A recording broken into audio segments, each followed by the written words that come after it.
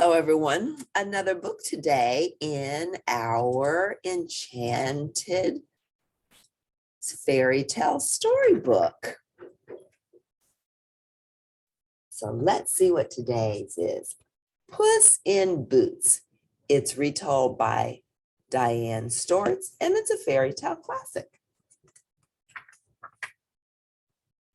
Once there was a miller who had 3 sons.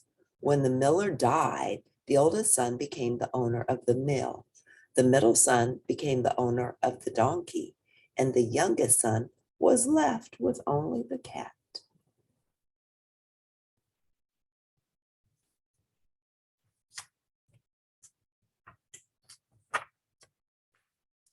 My brothers can grind wheat with the mill and take grain to market on the donkey, said the youngest son. But whatever will I do with this cat? The cat had never been good for anything more than catching mice. The young man was feeling quite sorry for himself, which was foolish considering what was about to happen.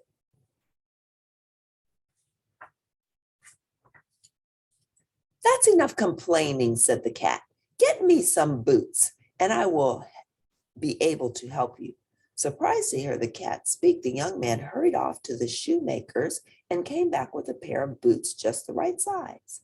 The cat put them on and stood up. He was now Puss in Boots.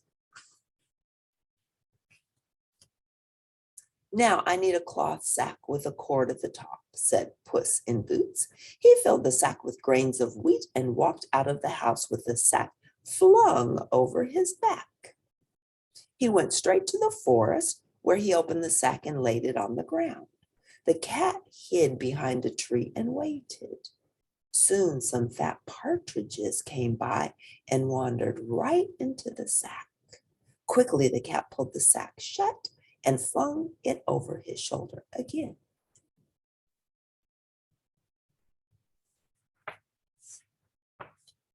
This time the cat went straight to the king's castle. He bowed low before the king and said, "My master, the Duke of Carabas sends you his regards and these pretty partridges." Now the king loved to eat partridges for supper. He had never heard of the Duke of Carabas. Of course not, there was no such person. But he thanked Puss in Boots for the lovely present and told him to fill his sack with gold for his master.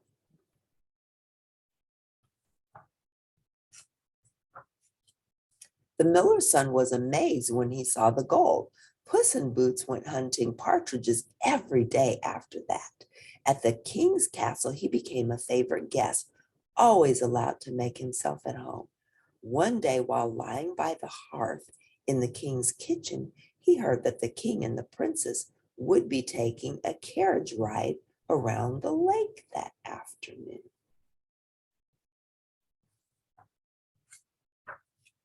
The cat ran home and said to his master, "Quick, you are going swimming." By this time, the young man was more than happy to do whatever the cat told him. So he hurried to the lake, undressed, and jumped into the water. The cat took his clothes and hid them away. Just then the king's carriage came into view.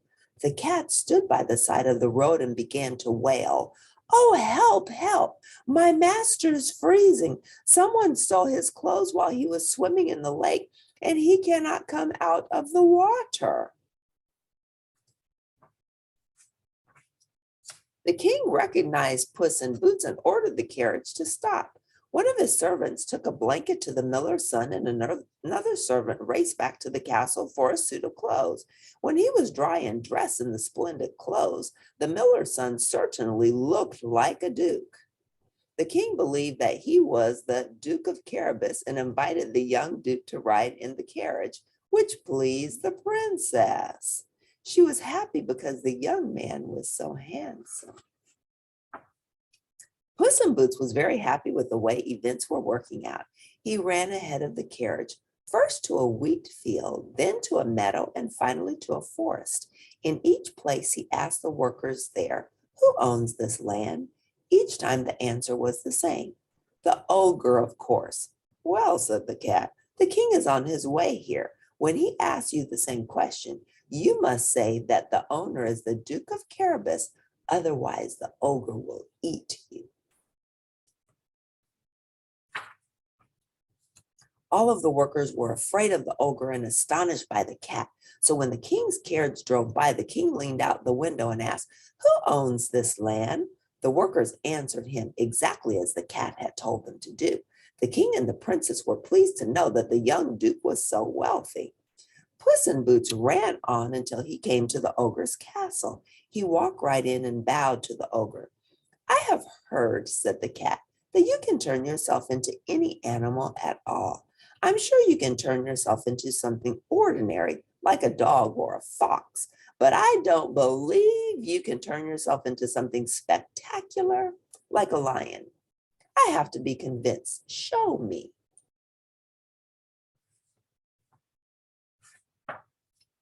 The ogre was happy to do so. He became a lion so ferocious that even Puss in Boots was afraid, but only for a moment. "A nice trick," said the cat, "but surely you cannot turn yourself into something very small like a mouse." "No problem at all," roared the ogre, and in an instant he was running around the room as a mouse. Puss in Boots had not caught any mice for quite a while, but he caught this one and ate him up with one gulp. Just then the cat heard the king's carriage approaching. He ran outside to welcome the king and the princess to the castle of his master, the Duke of Carabas. The king was amazed by the magnificent building, almost more stunning than his own castle. The young man was amazed by what the cat had done for him. The duke married the princess, and when the king died, the duke became king. Puss in Boots was his chief advisor, with time off now and then for catching mice. Very interesting. What do you think? Puss in Boots was up to some tricks, but his tricks worked out for his friend. But I think you should talk to your parent about, did what Puss in Boots do? Was it okay? What's the lesson in this story? Talk to your parents about it. Until next time, bye.